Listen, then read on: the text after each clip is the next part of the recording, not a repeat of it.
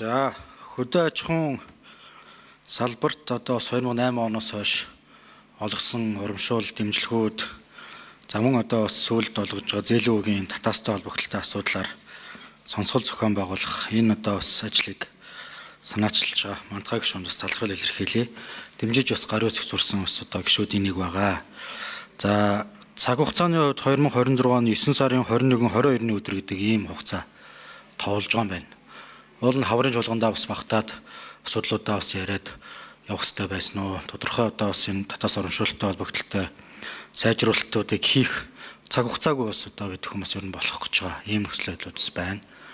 Ер нь ингээд 27-28 оны сонгуулийн жилүүд бас явахаас өмнө сонсголын үр дүнгээр засгийн газар тодорхой чиглэлүүдийг өгж шаардлагатай бас одоо арга хэмжээнүүдийг авах энэ талаас нь бас харуул аль болох бас наашаа татаж бас зохион байгуулалт хийх нь зөв байсан уу гэдэг ийм асуулттай бас байна. За мандахай гишүүн гарвлаа.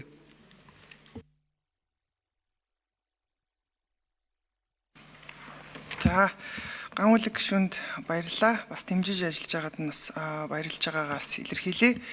За яг цаг хугацааны хувьд бол бид нар 2008 оноос хойш одоо бүх датаас урамшуулал зээл санхүүжилттэй холбоотой дата мэдээллийг маш сайн нарийн цуглуулж за дээрэс нь бас холбогдох одоо яг энэ үйлдвэрлэл аж ахуй эрхэлж байгаа аж ахуй нэгж байгууллагууд малчид тариаланчтаас бас холбогдох холбоодуудаас мэдээлэл авахд бас хугацаа орохоор байгаа тул яран одоо бас энэ хаврын чуулганаар дутуу одоо дата мэдээлэлтэйгээр сонсгол хийх нь бас өөрөө учир дутагдaltaй байгаа учраас хуулийн хугацаагаараа бол бид нар 20 хоног одоо сар дэрэгдээс санал авах эрх нээгдэж байгаа.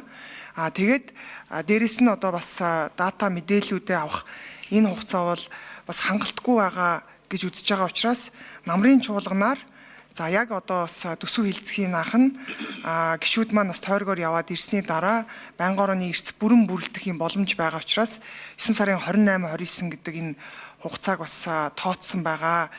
Тэгээд одоо бол бас нийслэлийн төсвийн сонсгол бас орж ирэх гэж байгаа учраас ингээд сонсголууд бас давхцсан, хурлууд одоо бас ингээд давхцсантай холбоотойгоор эрс бүртгүй юм эрсдэл байгаа учраас намрын одоо чуулганд сонсголоо эхлэе гэсэн ийм төлөвлөгөөтэйгээр оруулж ирж байгаа. За гангуулаг гишүүнд тодруулъя. За төсөв санхүүтэй холбогдолтой асуудлуудыг бас дахиад сайн таавс хараарай. Одоо энэ 5-6 сард ерөнхийдөө төслүүд нь үндсэндээ бооглоод ингээд дуусчих бах тий. Тэгэхээр 9 сард бас тодорхой ялангуяа одоо бас нэг 7-8 төрлийн урамшуул бас хөдөө аж ахуйн салбарт олгож байгаа. За энэ дээр тодорхой одоо бас өөрчлөлт оруулах ийм саналууд бас одоо гарлаа гэж бодоход төсөвт одоо бас өөрчлөлт хийх ийм боломж олцоо 9-10 сард бас гарах уугүй юу. Тэгэхээр эх оны бас төсөв бас нэлээд хомигдмал ийм төсөв болох хандлагатай байх шиг байна. Тэгэхээр энэ дээрээ бас жоохон анхаарад тэр зохион байгуулалтын мэдээлэл цуглуулгатай холбогдолтой асуудал бол 20 хоног гэдэг юм уу тодорхой хугацаанд ажлын алба бага бүрдүүлээд ажиллахад бол нэг тийм бас төггүй болов уу гэж би бас бодож байна. Тэгэхээр энэ дээр боломжтой бол бас эргэж нэг хараад хугацаагаа нааш төлөвлөе яасан бэ гэсэн ийм саналтай бас байна.